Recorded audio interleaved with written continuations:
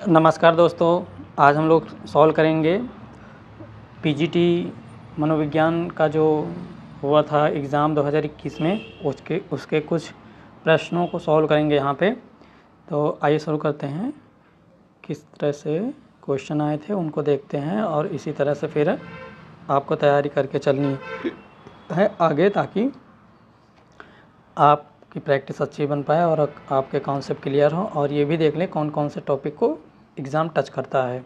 ठीक है, जो पीजीटी की तैयारी कर रहे हैं उनके लिए विशेष जो ये क्वेश्चंस हैं उनको ध्यान से देखें। और ये देखें, इसके साथ साथ ये देखना है आपको कि कौन कौन से टॉपिक्स को टच कर रहा है आयोग। ठीक है, तो सबसे पहला क्वेश्चन हम लोग देखते हैं क्या है। इसका आंसर भी आप लोग देखते चलें, फिर इसका एक्सप्लेनेशन साथ में करते चलेंगे कि ये क्वेश्चन सही हुआ। ठीक है, तो सबसे पहले पढ़ते हैं क्वेश्चंस को। क्वेश्चन क्या कह रहा है कि जो छात्र अध्ययन में जितना अधिक परिश्रम करता है, परीक्षा में उसके प्राप्तांक उतने ही अधिक होते हैं। यह कथन दर्शाता है। आपके 4 ऑप्शन दिए गए हैं। पहला ऑप्शन आपका क्या बताता है? सहसंबंधात्मक विधि। दूसरा है प्रकृतिगत प्रेक्षण विधि, संरचित प्रेक्षण विधि, सहभागी प्रेक्षण विधि। तो आपको इसमें सेलेक्ट करना है।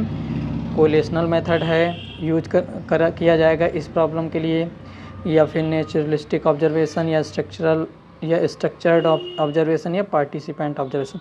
पहली बात तो ऑब्जर्वेशन कब करना होता है? जब कोई बिहेवियर आपको मेज़र करना हो, देखना हो। लेकिन यहाँ पे क्या है, बिहेवियर का संबंध देखा जा रहा है। सीधा बता दिया गया कि जो है क्या कह रहा है प्रश्न, ये तीनों ऑप्शन तो एलिमिनेशन मेथड है उससे हट जाएंगे। आपका आंसर ए हो जाएगा, ए होगा। ठीक है, सबको पता है ए होगा क्योंकि ये बहुत सरल प्रश्न है। और देखो आयोग जो है स्टैटिस्टिकल एनालिसिस जो है उससे सीधा क्वेश्चन बनाता है, तो इसका आंसर ए हो जाएगा। ठीक है, इसका आंसर ए हो जाएगा। अब ये अगर इस तरह से प्रश्न जो है थोड़ा सा घुमा दिया जाता, क्या कह दिया जाता, अगर ये प्रश्न कह देता कि आप इसमें बताओ कौन, ये ऑप्शन हटा के यहाँ पे दूसरे ऑप्शन दे देता, धनात्मक कोरिलेशन, ऋणात्मक कोरिलेशन, यानी positive correlation, negative correlation, no zero correlation, तो क्या होता है? अब आप इसमें बताते कौन सा सेलेक्ट होता? Positive, negative. ठीक है, तब आप ऑप्शन आपका थोड़ा टफ बैठ जाता। अब यहाँ पे स्टेटमेंट को ध्यान से आपको पढ़ना होता है। ये कह रहा है कि जितना अधिक परिश्रम होगा, यानी कि जो हार्ड वर्क है वो जितना अधिक होगा उतने ही अधिक प्राप्तांक आएंगे, यानी कि ऑब्टेन जो मार्क्स होंगे वो भी क्या होंगे, इंक्रीज़ होंगे। इसका मतलब क्या है कि एक वेरिएबल बढ़ रहा है तो दूसरा भी क्या होगा, दूसरा भी सेम डायरेक्शन में बढ़ेगा। इसका मतलब पॉजिटिव कोरिलेशन होगा इसका आंसर करेक्ट में। लेकिन वो ऑप्शन नहीं दिए गए हैं, इसलिए ये यहाँ पे जो ऑप्शन है उसके अनुसार क्या सही होगा, उसके अनुसार आपका कोरिलेशन मेथड सही होगा। ठीक है, आगे नेक्स्ट क्वेश्चन देखते हैं। नेक्स्ट क्वेश्चन क्या बताता है कि सुई में धागा डालना अथवा साइकिल की सवारी करना संभव नहीं है। अगर आपके पास कौन सी ऐसी चीज़ है जिसके बगैर आप जो है ना तो सुई में धागा डाल सकते हो और ना ही साइकिल पे सवारी कर सकते हो? इसके आपके 4 ऑप्शन कौन कौन से हैं? With form perception 1, without form perception 2, और विदाउट डेप्थ परसेप्शन 3, और विद डेप्थ परसेप्शन। ये कह रहा है कि यहाँ पे आपको एक ध्यान देना है कि प्रश्न को आपको बहुत ध्यान से पढ़ना है, और जहाँ पे भी नॉट वर्ड आ जाए तो आपको बहुत विशेष ध्यान देना है। ठीक है, नॉट का मतलब कह रहा है कि अगर ये ना हो तो आप सुई में धागा नहीं डाल पाएंगे और सवारी भी नहीं कर पाएंगे। ये डेप्थ परसेप्शन का क्वेश्चन है, और इसका आंसर क्या होगा? अगर आपको डेप्थ परसेप्शन आपके पास नहीं है तब आप ना तो सुई में धागा डाल पाओगे और ना ही साइकिल की सवारी कर पाओगे। इसका मतलब क्या हुआ, डेप्थ परसेप्शन जो 3 डायमेंशनल जो परसेप्शन है उसका एक भाग है, और उसी पे आधारित ये क्वेश्चन है। क्वेश्चन क्या है? विदाउट डेप्थ परसेप्शन जो व्यक्ति है वो ना तो सुई में धागा डाल पाएगा और ना ही साइकिल की सवारी कर पाएगा। ठीक है, आगे देखते हैं कौन सा इसका आंसर क्या हो जाएगा मेरे मित्रों। इसका आंसर हो जाएगा विदाउट डेप्थ परसेप्शन। आगे देखते हैं क्वेश्चन क्या है। ठीक है, अब ये क्वेश्चन आ गया युंग की थ्योरी से। क्वेश्चन क्या कह रहा है कि कार्ल युंग के अनुसार एक ऐसा काल्पनिक भंडारण है क्या। सामूहिक आचेतन एक ऐसा काल्पनिक भंडारण है जो निम्नलिखित से प्राप्त होता है, यानी कि जो हमारा कलेक्टिव अनकॉन्शियस है वो किससे बनता है, वो ये प्रश्न पूछ रहा है। तो इसका आंसर क्या होगा मित्रों, एक बार इसका आंसर करें आप लोग। हमारी पहले दबाई गई इच्छा यानी आवर अर्ली रिप्रेस्ड डिजायर्स, ये आंसर होगा, या होगा हमारी अपूर्ण इच्छा यानी कि आवर अनफुलफिल्ड डिजायर्स होंगे, ये आंसर होगा, या फिर आवर एंसेस्टर्स यूनिवर्सल एक्सपीरियंसेस होगा, या तो ये होगा, या फिर आपका आवर अर्ली सेक्सुअल टेंशन्स होंगे। ठीक है, अब इसमें से आपको एक ऑप्शन सेलेक्ट करना है। तो मित्रों जल्दी से अपना आंसर दीजिए। आप सभी को पता है बहुत इजी है, ये हमारे पूर्वजों से प्राप्त होता है जो यूनिवर्सल होता है। ठीक है, तो ये इसका आंसर सी हो जाएगा। आगे देखते हैं प्रश्न कौन सा है। प्रश्न नंबर 4 क्या कहता है, देखो क्या क्या टच किया। एक तो कोरिलेशन स्टडी से क्वेश्चन है, एक डेप्थ परसेप्शन से क्वेश्चन है, और एक क्वेश्चन अभी जो हमने सॉल्व किया है वो पर्सनालिटी का है, जो युंग की पर्सनालिटी थ्योरी से आया हुआ है। ठीक है, अभी नेक्स्ट जो क्वेश्चन है वो कहाँ से लिया गया है, ये है सोशल लर्निंग थ्योरी। पहली बात तो सोशल लर्निंग थ्योरी क्या कहती है, किसकी है, उसके बारे में जानेंगे। तो सोशल लर्निंग पे क्या कैसे क्वेश्चन आया पहले उसको देखते हैं। क्या कहता है कि what drives human behaviour according to social learning theory. Social learning theory के अनुसार मानवीय व्यवहार किससे संचालित होता है। अब किससे संचालित होता है आपको आंसर करना है। आपका आंसर क्या है, आंतरिक बल। ऑप्शन में क्या है, आंतरिक बल यानी इंटरनल फोर्सेस, एक्सटर्नल स्टिमुलेशन बाह्य उद्दीपन, anticipated consequences and actual consequences. तो इसका आंसर सी होगा, जैसे कि आप देख पा रहे हैं यहाँ पे ये सी आंसर होगा। जो भी पहली बात अब देख लेते हैं प्रश्न को। जो सोशल लर्निंग थ्योरी है किसकी है, वो है एल्बर्ट बैंडूरा की। किसकी है, एल्बर्ट बैंडूरा की थ्योरी है। इसी का दूसरा नाम क्या है, इसको ऑब्जर्वेशनल लर्निंग थ्योरी भी बोलते हैं। ऑब्जर्वेशनल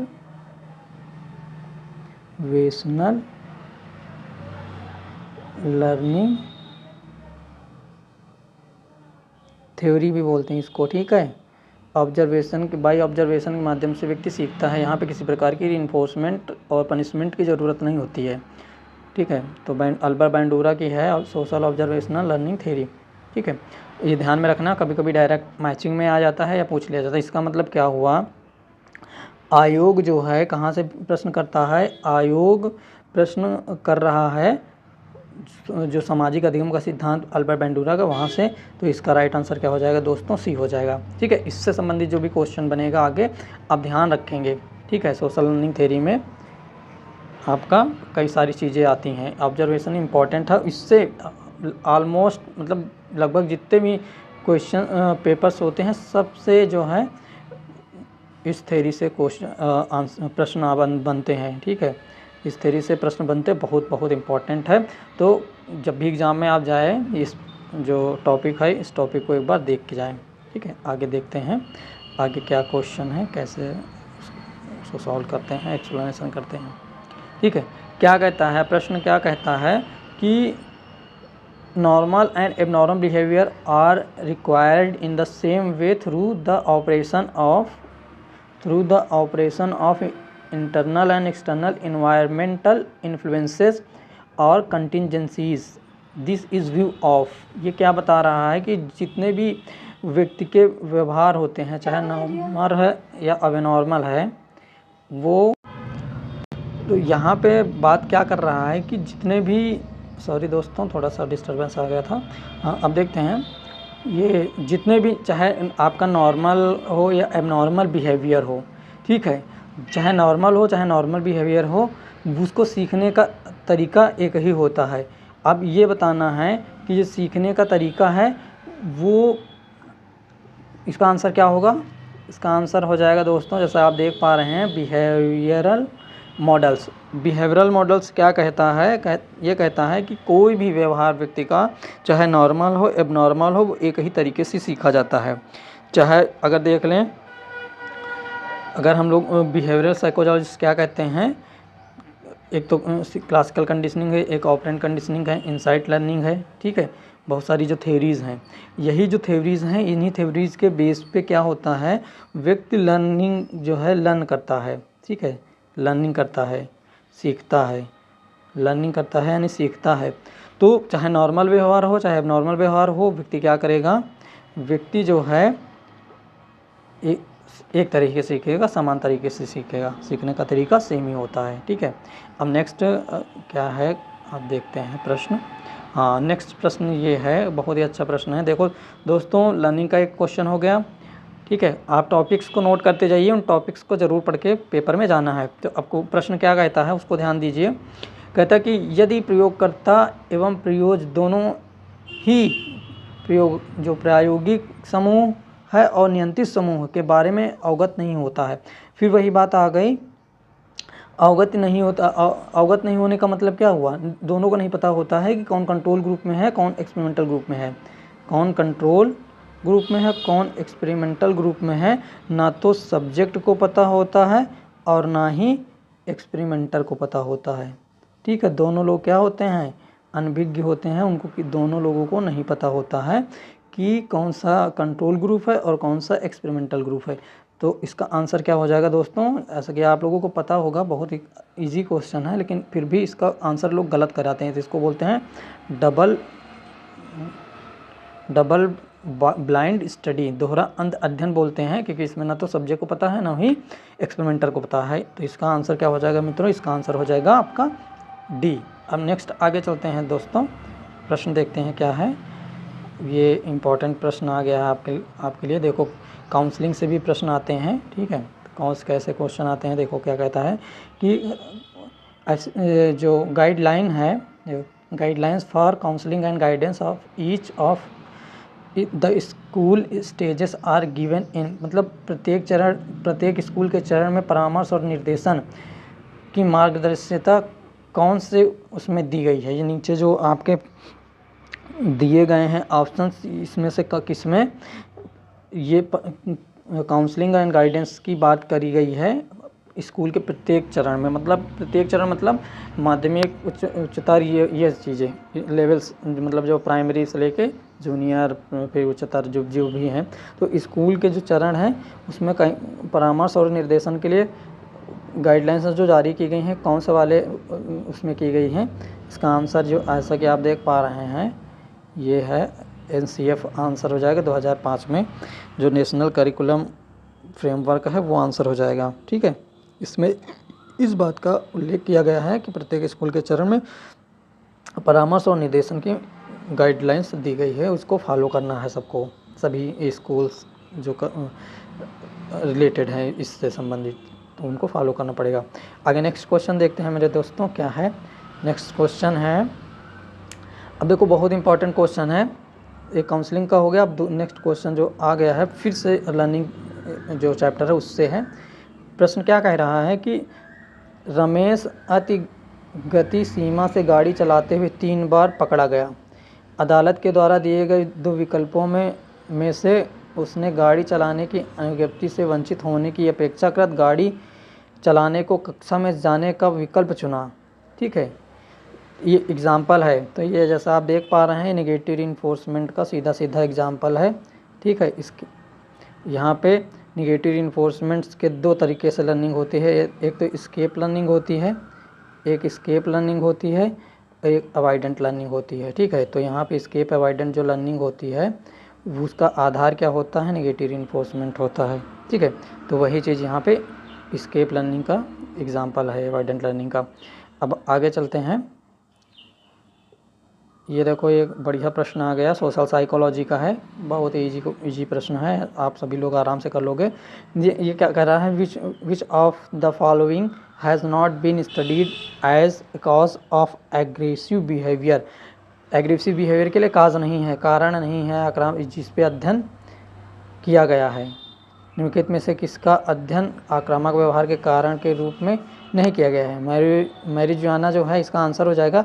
मैरिजुआना को as a cause, leading cause के रूप में, एग्रेसिव बिहेवियर के रूप में नहीं देखा गया है। इसका सीधा सा आंसर हो जाएगा ऑप्शन नंबर ए। ठीक है मित्रों, आगे देखते हैं नेक्स्ट प्रश्न क्या है। नेक्स्ट प्रश्न आ गया हमारे सामने, ये देखो प्रश्न नंबर 10 आ गया है।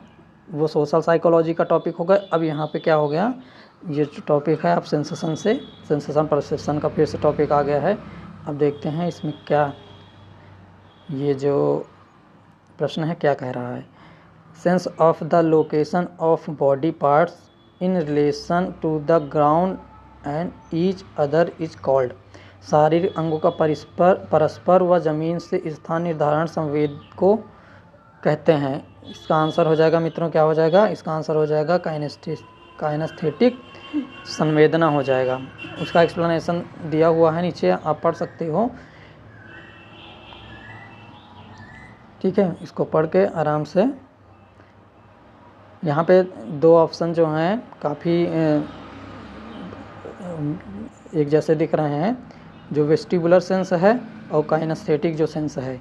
काइनेस्थेटिक जो है वो बैलेंस करने में आपके मदद करता है, आपके शरीर बॉडी जो है, आपका बॉडी पार्ट्स और ज़मीन के बीच जो है वो, ठीक है, उसके बीच में कोऑर्डिनेशन करता है। तो इसलिए इसका आंसर क्या हो जाएगा, काइनेस्थेटिक सेंस आंसर हो जाएगा।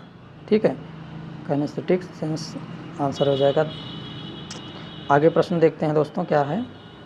11 नंबर पे देखिए, तो यहाँ पे आपका फिर वही सेंसेशन परसेप्शन वाले चैप्टर से प्रश्न था। अब ये प्रश्न आ गया आपका, बहुत ही अच्छा प्रश्न है दोस्तों। देखते हैं इस क्या कह रहा प्रश्न। On the basis of whose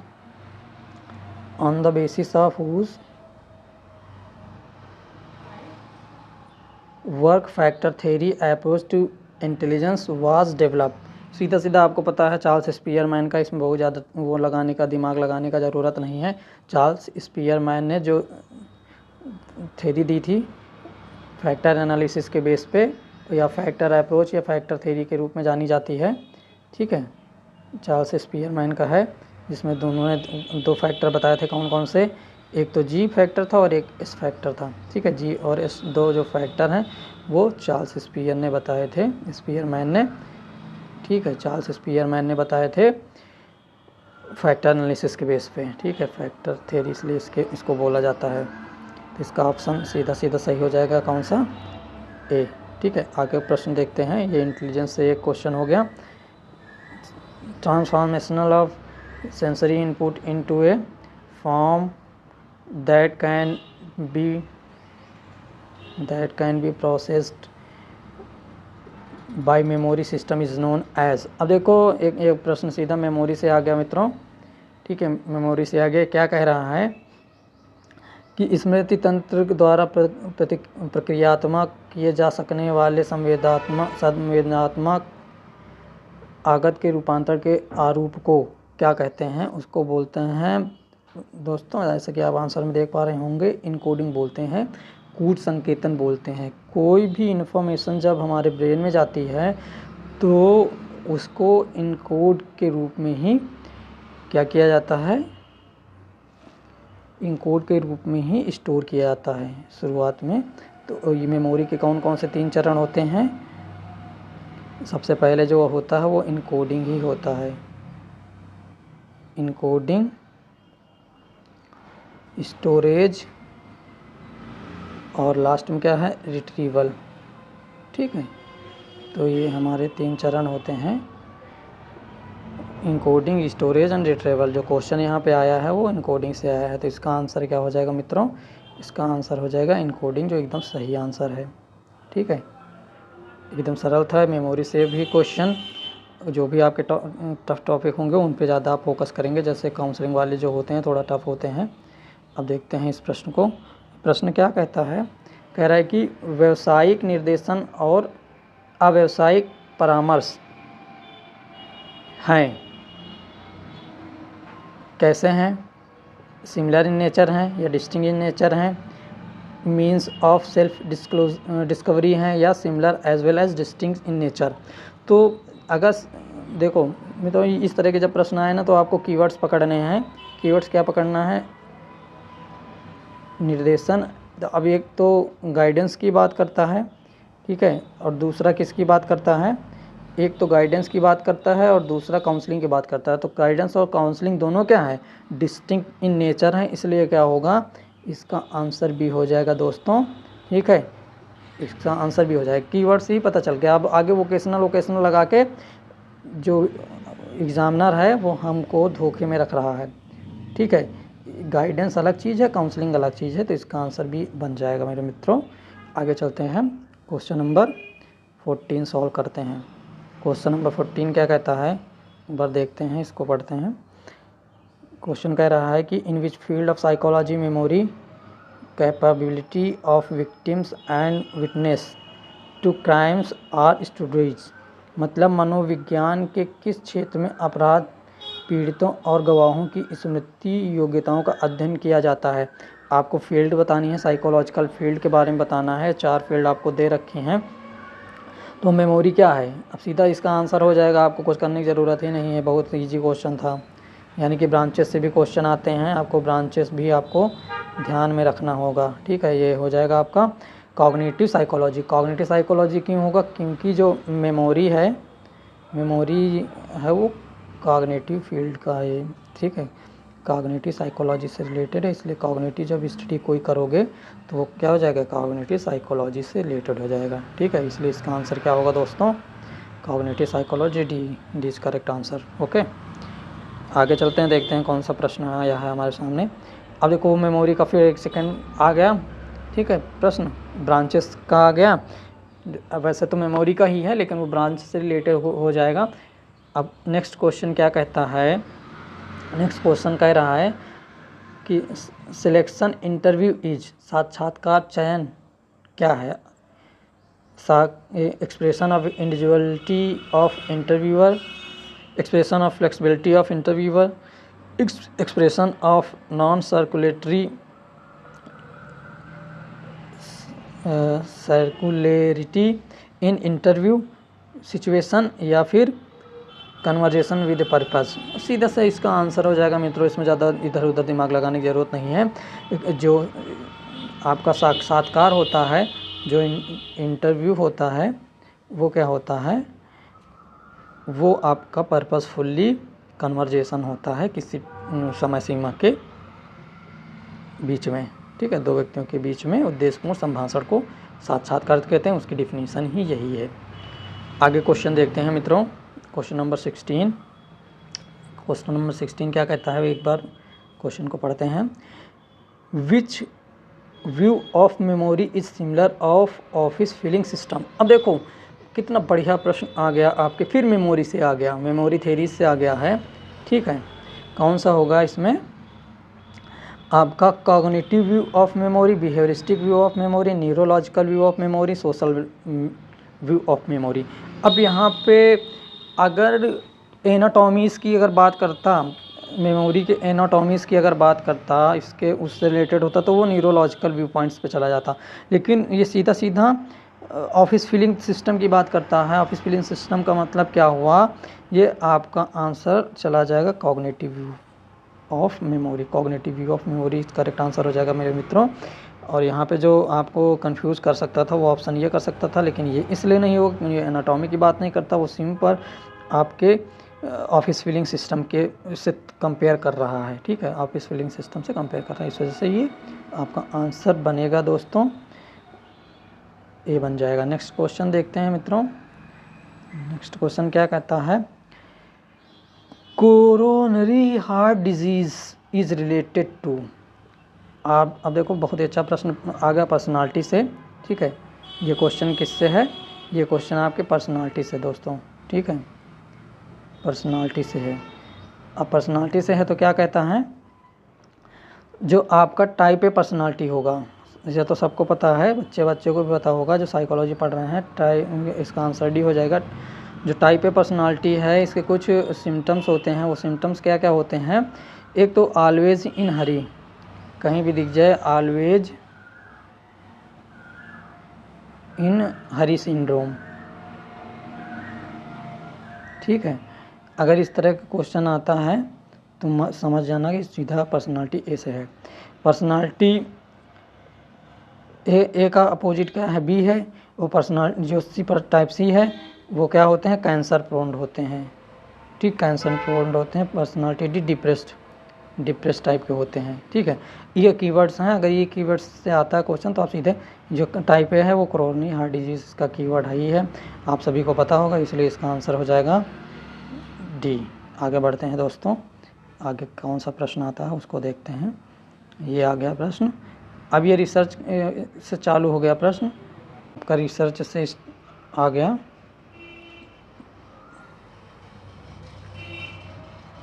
research से क्वेश्चन आ गया है, अब देखते हैं क्या होगा इसका आंसर। स्टैटिस्टिक्स से है कि event sampling is characteristics of, यानी कि जो इवेंट सैम्पलिंग है, घटना प्रतिदर्श है, वो निम्नलिखित में किसकी विशेषता है? तो ये सीधा सीधा आपका आंसर आपका ऑब्जर्वेशन हो जाएगा, ठीक है। इसमें कुछ ज़्यादा दिमाग लगाने की ज़रूरत नहीं है। कौन सी एक्सपेरिमेंटल नहीं होगा, केस स्टडी नहीं होगा, इंटरव्यू नहीं होगा। जो इवेंट है, इवेंट क्या है? अब इसका एक्सप्लेनेशन एक बार आप लोग देख लीजिए कि घटना जो प्रतिदर्श का प्रयोग ऑब्जर्वेशन में व्यवहार प्रतिदर्श का चयन करने के लिए किया जाता है, अर्थात किसी सजीव प्राणी द्वारा अपने ज्ञानेंद्रियों के द्वारा अथवा किसी कृत्रिम उपकरण के द्वारा बाह्य जगत से ज्ञान प्राप्त करना ऑब्जर्वेशन कहलाता है। और इवेंट सैम्पलिंग यहाँ पे बता दिया गया है कि कोई भी घटना है, कोई भी बिहेवियर है किसी भी व्यक्ति का, उसको आप ऑब्जर्वेशन के माध्यम से स्टडी कर सकते हैं, इसलिए इसका ऑब्जर्वेशन आंसर हो जाएगा दोस्तों। नेक्स्ट क्वेश्चन चलते हैं। क्वेश्चन नंबर 19 क्या कहता है? क्वेश्चन नंबर 19 कह रहा है कि when an individual is caught between when an individual is caught between two repelling threats, fears or situations, it is a, जब किसी व्यक्ति को दो परस्पर विरोधी धमकियों भय या परिस्थितियों के बीच का सामना करना पड़ता है तो यह कहलाता है। दोनों ही क्या हैं? दोनों ही निगेटिव चीज़ें। धमकियाँ जो धमकियाँ मिल रही हैं वो क्या है? निगेटिव। तो यहाँ पे क्या हो जाएगा? एवाइडेंट, ठीक है। एवाइडेंट ये आपके कॉन्फ्लिक्ट से आ गया। कर्ट लेविन की थ्योरी का क्वेश्चन है, उसका आंसर क्या हो जाएगा? एवाइडेंट, यानी कि दोनों थ्रेट्स क्या हैं? टू थ्रेट्स की बात कर रहा है, तो टू थ्रेट्स क्या हैं? नेगेटिव कॉन्फ्लिक्ट्स हैं, तो क्या हो जाएगा? एवाइडेंट कॉन्फ्लिक्ट्स हो जाएगा। क्वेश्चन नंबर 20 में देखते हैं। ये प्रश्न काफ़ी अच्छा है मित्रों, इसको ध्यान से देखें। Influence of expectations of tester on responses of testee is known as, क्या कह रहा है कि परीक्षार्थी की अनुक्रिया पर परीक्षणकर्ता की प्रत्याशा का प्रभाव पड़ता है। इसका आंसर क्या होगा मित्रों? इसका आंसर देखो, पहली बात कर रहा है कि आत्म पर पूरक भविष्यवाणी और सामान्य प्रेरणात्मक प्रतिपुष्टि, ठीक है। तो ये सीधा डिमांड कैरेक्टरिस्टिक्स का क्वेश्चन है मेरे दोस्तों। ये हमने कल सॉल्व करवाया था आप लोगों को कि एक तो सब्जेक्ट बायस होता है, दूसरा एक्सपेरिमेंटल बायस होता है। तो एक्सपेरिमेंटल बायस से यहाँ पे क्वेश्चन आया हुआ है, तो ऐसे प्रश्नों को आप देख के जाएंगे। इसका आंसर ए हो जाएगा, केवल ए सही है, ठीक है। तो मित्रों, मैं जिस कल इसको सॉल्व करवाया था, आप इसको देख के जाइएगा कि कौन कौन से ऐसे चीज़ें हैं जो हमारे आउटकम को प्रभावित करती हैं, चाहे वो टूल से रिलेटेड हो, एक्सपेरिमेंटर से रिलेटेड हो या सब्जेक्ट से रिलेटेड हो। उनको एक बार अपने एट ए ग्लांस देख के जाएंगे और इसका आंसर जो हो जाएगा वो डिमांड कैरेक्टरिस्टिक्स हो जाएगा, यानी आत्म परिपूर्णक भविष्यवाणी जो होगी वो हो जाएगा। सेल्फ फुलफिलमेंट जो प्रोफेसी है वो इसका आंसर हो जाएगा, ठीक है। इसी से रिलेटेड आता है, वो डिमांड कैरेक्टरिस्टिक्स इसी से रिलेटेड होता है।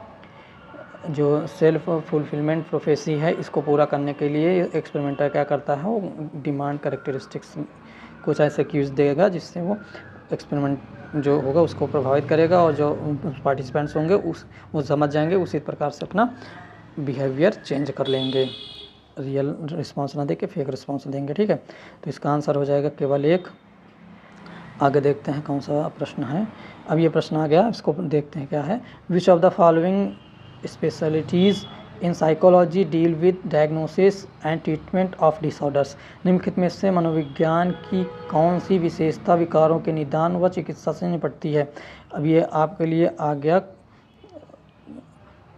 जो है थेरेपी से क्वेश्चन, काउंसलिंग थेरेपी से क्वेश्चन, क्लिनिकल साइकोलॉजी का वो है। तो इसका आंसर क्या हो जाएगा, सीधा सीधा आंसर आपका जो है क्लिनिकल जो है वो साइकोलॉजी इसका आंसर हो जाएगा। ठीक है, जो क्लिनिकल फील्ड है वो जो आपके साइकोलॉजिकल जो प्रॉब्लम्स होती हैं या डिसऑर्डर्स होते हैं उनके ट्रीटमेंट और डायग्नोसिस से संबंधित है क्लिनिकल साइकोलॉजी। इसमें कुछ ज़्यादा बताने की ज़रूरत नहीं है। आगे देखते हैं नेक्स्ट क्वेश्चन। 22 नंबर क्या बता रहा है, नंबर 22 बताता है क्वेश्चन है कि impulsiveness is not governed by, आवेगशीलता अधिशासित नहीं होती है किससे। आपको आंसर बताना है। जो आवेगशीलता है वो किस चीज़ से नहीं अधिशासित होती है। इसका आंसर जैसे कि आप देख पा रहे हैं मित्रों, नो एंड गो सिस्टम हो गया, सूचक और प्रयास प्रणाली हो गई। अब देखो जो आवेगशीलता है वो किससे किससे प्रभावित होती है, वो आपके स्ट्रेस से प्रभावित होती है। किससे किससे प्रभावित होती है, स्ट्रेस से। इसका आंसर क्या होगा, स्ट्रेस हो जाएगा। और चॉइस ऑफ इमीडिएट रिवार्ड्स। अब देखो जो इम्पल्सिवनेस है ना, आपके चॉइस ऑफ इससे भी इफेक्ट प्रभावित होगा, गवर्न होगी। ठीक है, क्योंकि अब किस तरह से आप बिहेवियर करोगे वो आपके रिइंफोर्समेंट पे भी डिपेंड करता है। ठीक है, doing a less effortful task, कम प्रयास वाले कार्यों को करने से। हाँ, अगर आप कम प्रयास वाले कार्यों को करोगे उससे भी क्या होगा, आपकी इम्पल्सिविटी अधिशासित होगी, गवर्न होगी। ठीक है, यानी कि ये क्या है, ये तीनों ऐसे फैक्टर दिए गए हैं जो आपके इम्पल्सिवनेस जो है उसको प्रभावित करता है। सवाल केवल किसके, केवल जो आपका पहला ऑप्शन है उसके। पहला ऑप्शन क्या है, वही आपका नो एंड गो सिस्टम। जब सब कुछ आप जाने रहेंगे तब आपका इम्पल्सिव बिहेवियर होगा ही नहीं। ठीक है, नीचे वाले तीनों आंसर जो है उसको गवर्न करेंगे, ऊपर वाला गवर्न नहीं करेगा। तो नॉट का ऑप्शन है, इसको भी ध्यान देना। जब आप नॉट वाला क्वेश्चन आ जाए तो उसको ज़रूर ध्यान से पढ़ना। ठीक है, नेक्स्ट क्वेश्चन देखते हैं दोस्तों। A change in behaviour occurring as a result of expectation of change rather than as a result of change is known as. प्रत्याशा में परिवर्तन के परिणाम स्वरूप अपेक्षाकृत उपचार के परिणाम व्यवहार में होने वाले परिवर्तन को क्या कहते हैं। अब देखो ये इम्पॉर्टेंट है, जो ट्रीटमेंट से रिलेटेड एक प्रश्न बनता है और इससे ये बहुत जो इम्पॉर्टेंट है। यहाँ पे प्लेसबो इफेक्ट हो जाएगा, सीधा सीधा आंसर आपका, इसमें ज़्यादा कुछ एक्सप्लेन करने की ज़रूरत नहीं है। अब क्या कह रहा है कि प्रत्याशा में परिवर्तन के परिणाम स्वरूप आप एक्सपेक्टेशन आप रखते हो कि अगर आप प्लेसबो इफेक्ट दोगे। प्लेसबो क्या है, प्लेसबो मतलब झूठा ट्रीटमेंट, फॉल्स ट्रीटमेंट। ठीक है, फॉल्स ट्रीटमेंट। अब फॉल्स ट्रीटमेंट दे रहे हो, जैसे क्या हुआ, आप डॉक्टर के पास गए, दो पेशेंट डॉक्टर के पास गए, पेशेंट 1 और पेशेंट 2। ठीक है, पेशेंट 1 ने अपनी प्रॉब्लम बताई, 2 ने भी अपनी प्रॉब्लम बताई।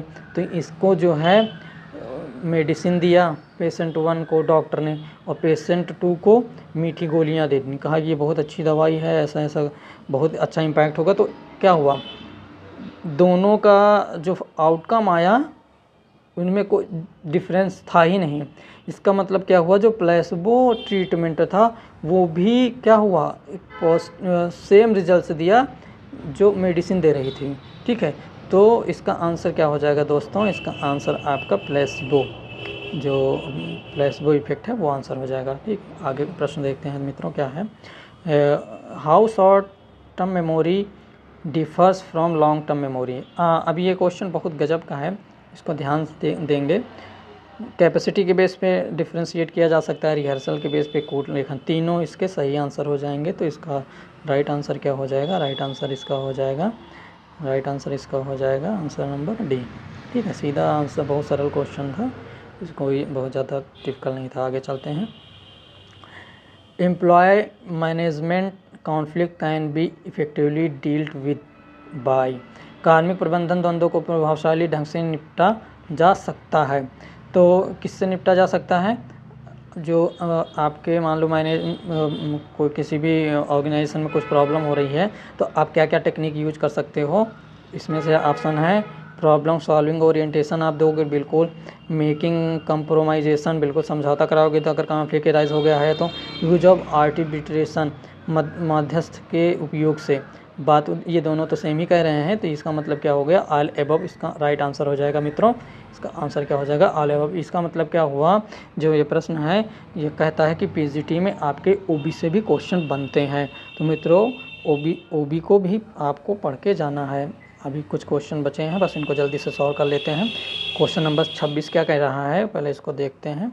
क्वेश्चन नंबर 26 ये कहता है कि on which level of arousal curve attention is most effectively. ये बिल्कुल सरल क्वेश्चन है। जब आपका उद्दोलक जो है पीक कर्व होगा, एट द पीक ऑफ एराउजल पे क्या होगा? आपका मोस्ट इफेक्टिव अटेंशन होगा। ठीक है, इसका मतलब क्या हुआ? एराउजल पीक होने का मतलब क्या हुआ? जैसे इसको हम ऐसे ड्रॉ करें, ये एराउजल पीक पे होने का मतलब ये ठीक है, ये जो पीक पे एराउजल है वहाँ पे क्या होगा? अटेंशन बहुत अच्छा होगा, इफेक्टिवली होगा। ठीक है, तो ये इसका आंसर क्या हो जाएगा मित्रों? इसका आंसर सी हो जाएगा। आगे देखते हैं। फिर ये आ गया क्वेश्चन पर्सनालिटी से है कि शारीरिक बनावट के आधार पर व्यक्तित्व को वर्गीकृत किसने किया था? क्रिसमस शेल्डन ने किया था। तो इसमें आंसर क्या है? इसका आंसर सीधा आपका हो जाएगा शेल्डन, आंसर नंबर बी हो जाएगा। ठीक है, शेल्डन राइट आंसर हो जाएगा, ज़्यादा कुछ करने की ज़रूरत नहीं है। एक क्वेश्चन इजी आ गया पर्सनालिटी से। फिर अगर देखें तो अचीवमेंट मोटिवेशन क्या होता है? कि केवल कॉग्निटिव होता है, ओनली कॉग्निटिव, ओनली मैकेनिस्टिक्स, या पार्शली कॉग्निटिव। ये सीधा आंसर इसका सही है। देखो ये पार्शली क्या होता है? कॉग्निटिव, पार्शली मैकेनिस्टिक होता है। ठीक है, ये हमारा अचीवमेंट मोटिवेशन से रिलेटेड एक क्वेश्चन आया है, बिल्कुल इजी है, इसको सभी लोग कर लेंगे। आगे देखते हैं 9 नंबर क्वेश्चन क्या कहता है कि subtest of Wechsler adult intelligence scale revised form are numbered according to. मतलब ये कह रहा है परीक्षण के अनुसार सांख्यिकीत किया गया है, किस तरह से उसको सीक्वेंस में रखा गया है वेस्लर इंटेलिजेंस टेस्ट को। ये कह रहा है पहला इसका ऑप्शन है कि order to difficulty, order to administration, age के बेस पे, रिप्रेजेंटेटिव्स ऑफ नॉर्मेटिव सैंपल। तो ये ऑर्डर ऑफ एडमिनिस्ट्रेशन के बेस पे रखा गया। तो इसका आंसर क्या हो जाएगा मित्रों? इसका आंसर भी हो जाएगा। इजी क्वेश्चन है, इसमें कुछ समझाने वाला नहीं है, ये सीधा रेक्टिफिकेशन वाला क्वेश्चन था। अगर आपने किया होगा तो आपको पता होगा इसमें करते क्या हैं।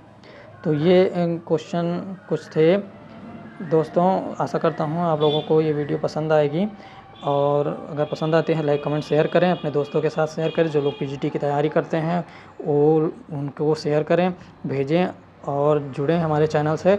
इसी तरह आपके लिए वीडियो आते रहेंगे, एक्सप्लेनेशन भी आता रहेगा। आगे बहुत इम्प्रूवमेंट करेंगे अभी इस चैनल पे। तो अभी ये शुरुआती दौर है तो थोड़ा सा हमें मैनेज करने में प्रॉब्लम हो रहा है, लेकिन फिर भी जैसे जैसे एक्सपर्टाइज आती जाएगी वैसे वैसे आपको क्वालिटी कंटेंट मिलेगा, और जो एग्ज़ाम्स में पूछे जाते हैं वैसे प्रश्न को ईजिली सॉल्व कराएंगे आप सभी लोगों को। आप सभी लोगों को बहुत बहुत धन्यवाद देखने के लिए, और शेयर करो अपने मित्रों के साथ जो पीजीटी मनोविज्ञान की परीक्षा की तैयारी कर रहे हैं, उनके साथ शेयर करो, लाइक करो, कमेंट करो। नमस्कार, जय हिंद।